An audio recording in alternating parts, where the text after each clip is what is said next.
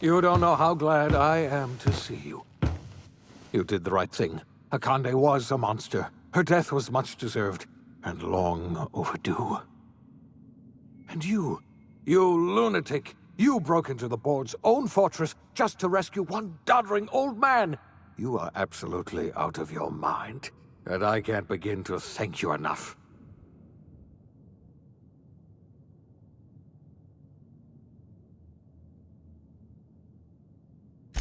I know, my friend, I know. And now it's finally over. The board's finished. It's only a matter of time before the entire system slips from their grasp.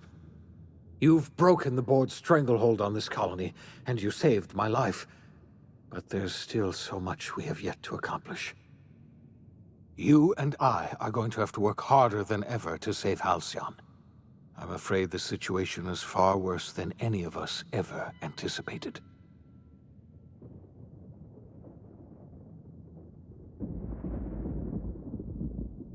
I would like nothing more than to celebrate this victory, but we have a serious problem on our hands. Earth has gone dark. We haven't received a single message in 3 years. There's been no communication, no signals, nothing. 2 years ago, the Earth's Directorate's frigate disappeared on their way back to Earth. We don't know what they discovered when they arrived, or if they arrived at all. Hold on, Doc. Are you telling me the Earth went dark 3 years ago? And the board's just been covering this up? They've been incredibly effective at concealing the truth. Right now, the only people in the colony who know are standing in this room. You mean we're all alone out here? Really alone? I'm afraid so, Miss Holcomb. Halcyon is the only home we have left. Returning to Earth is no longer an option. We're in serious trouble, my friend. Do you know what this means for Halcyon? We can't rely on Earth for support anymore. We've been cut loose. We're entirely on our own.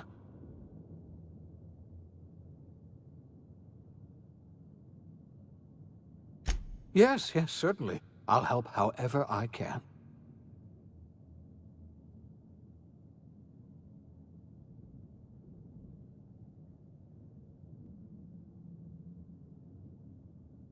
You might have heard of the Earth Directorate's frigate. Half the colony's entire military was on that ship. They were returning to Earth when they vanished without a trace. That was 2 years ago. We haven't heard a word from them since. Whatever happened to Earth likely happened to them. I heard it from Akande herself. She tried to pressure me into joining her side, you see. Tried to make me realize that all hope is lost, and that we are alone. She was half right. We are alone. And we're going to have to fend for ourselves, because there's no telling what's happened to Earth. I don't know what happened, but something must have gone horribly wrong. I don't know why Earth's gone silent. I don't even know if Earth exists anymore. We have no connection back to Earth, and return is likely impossible. We're completely alone out here. Yes, Akande mentioned as much. Earth hasn't sent us a single message in 3 years. No one knows why. Akande had kept the truth to herself, perhaps with good reason. Can you imagine what would have happened if word got out? We'd have utter pandemonium. I wasn't trying to hide the truth from you, but after all you've done, I owe you an explanation. Yes, I experimented on the Hope's colonists. Each of my experiments ended in catastrophic failure. Each of my subjects died in agony. You are my first and only success. I didn't tell you about the others because I didn't want to burden you. My failures are my own to bear, not yours. Thank you. Perhaps in time I'll learn to forgive myself. My apologies. I need to get a hold of myself. We've far more pressing issues to worry about right now. If you have any more questions, ask me. I'll answer as best I can. Yes, we do. You've done a marvelous thing. You've succeeded where anyone else would have failed, including me.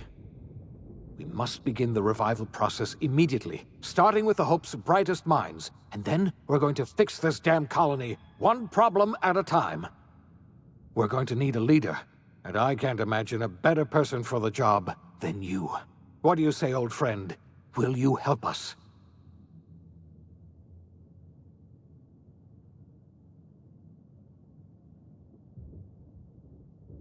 When I revived you, I thought you were going to help me save this colony. I was wrong. I had our roles reversed, you see. You're the one who's going to save us all. I'm just the one who set you on your path. You're the best thing to ever happen to Halcyon. If you want to take it upon yourself to lead this colony, you have my support. We're not a colony any longer, are we? Our last connection to Earth has been severed, and so we have been set free. Our future is uncertain, and no one knows what tomorrow holds. Exciting, isn't it?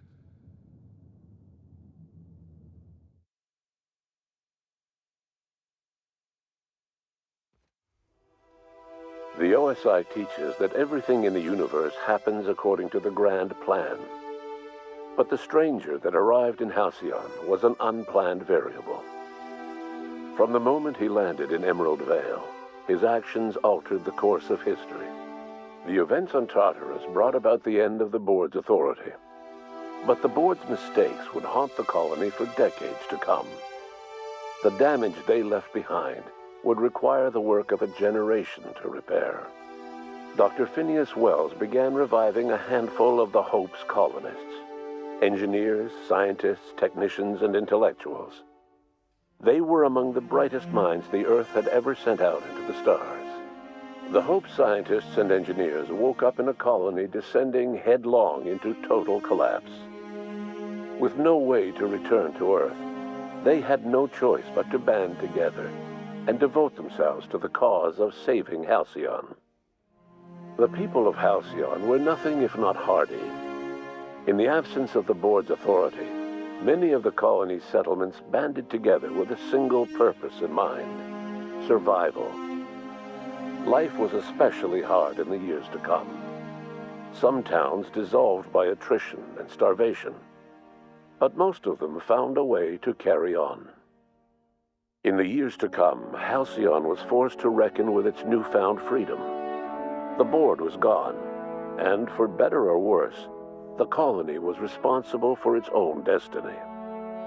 Between MSI's worker-centric policies and the iconoclast's manpower, Sanjar and Zora were able to rally many of the Terra 2 townships to their cause. MSI's workforce swelled, and the iconoclasts enjoyed a significant surge in their ranks. The board was too distracted by infighting and internal politics to stop MSI from becoming a powerful corporation and a refuge for townships that might have fallen through the cracks. Consumed by paranoia, Lilia Hagen took Sublight Salvage in a controversial direction, openly accusing board officials of an extraterrestrial conspiracy. One day, an accident at the Groundbreaker's docking bay silenced her forever. Time would tell if her replacement could keep the Sublight family together. Adelaide McDevitt replaced Reed Thompson as the leader of Edgewater. She and her followers transformed Edgewater in their image.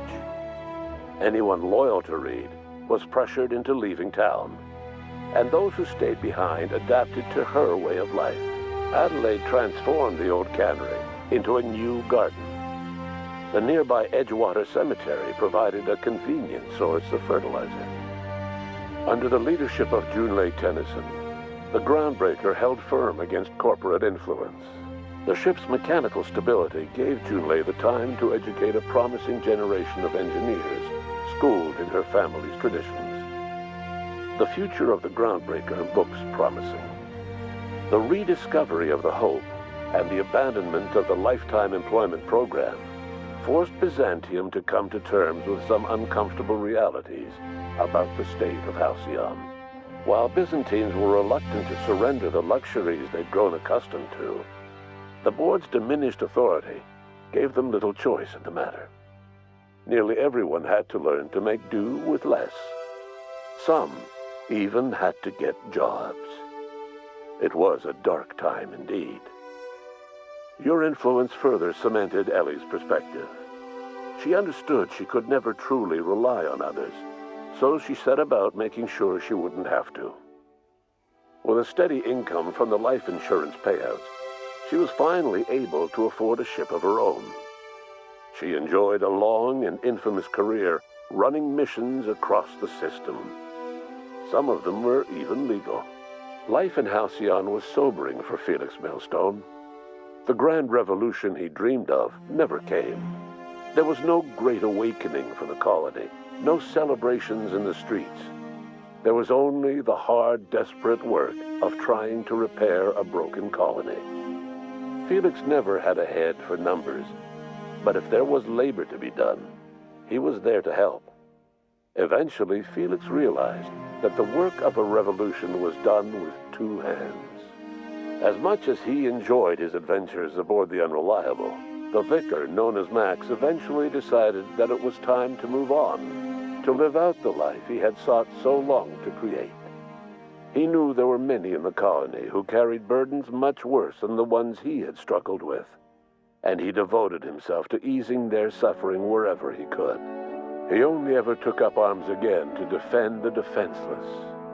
Unshackled from a lifetime of striving and fighting the universe and himself, Vicar Maximilian de Soto was finally at peace. Once the matter with the Hope colonists was resolved, Junlei bashfully asked Parvati if she'd like to join her permanently on the Groundbreaker, and Parvati enthusiastically, if somewhat awkwardly, agreed.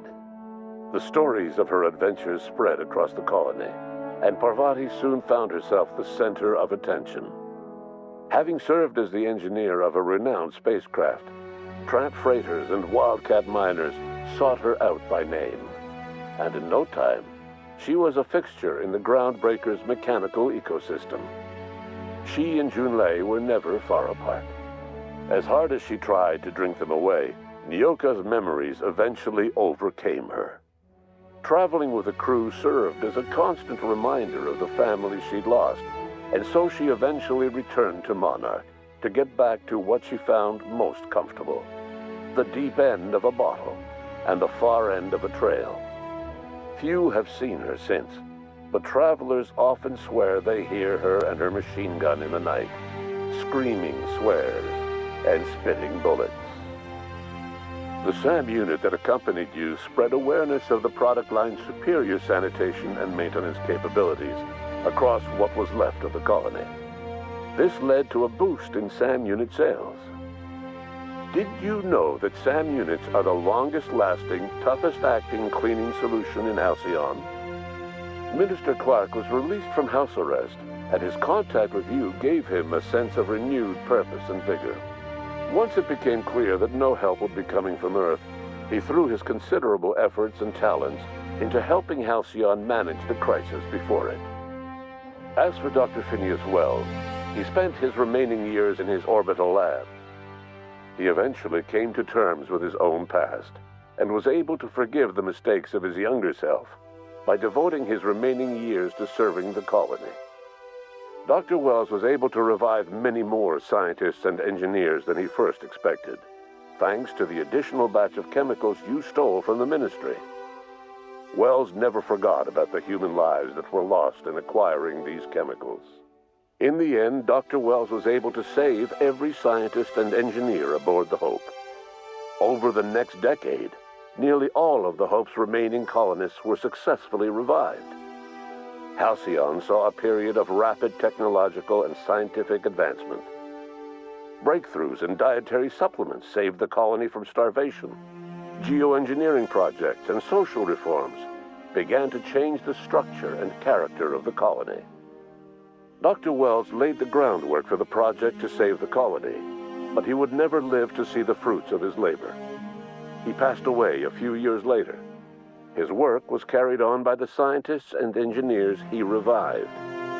Today, Halcyon has stabilized. The people of the colony work hard to adapt to their new circumstances. Nearby colonies send aid and supplies. Life will never be easy in Halcyon, But for the first time in its history, there exists a sense of real, genuine hope about the future. And what about you, the unplanned variable in the history of Halcyon? Long after Wells passed away, you carried on his work with more energy, determination, and brilliance than he could ever muster. The years that followed were hard, but Halcyon survived by the efforts of the Hope's most promising colonists, the greatest of which was you. No one knows what's happened to Earth, and no one knows what the future has in store for Halcyon. All we know for certain is this: the name of the Unreliable and that of its intrepid captain will remain the subject of countless stories for years to come.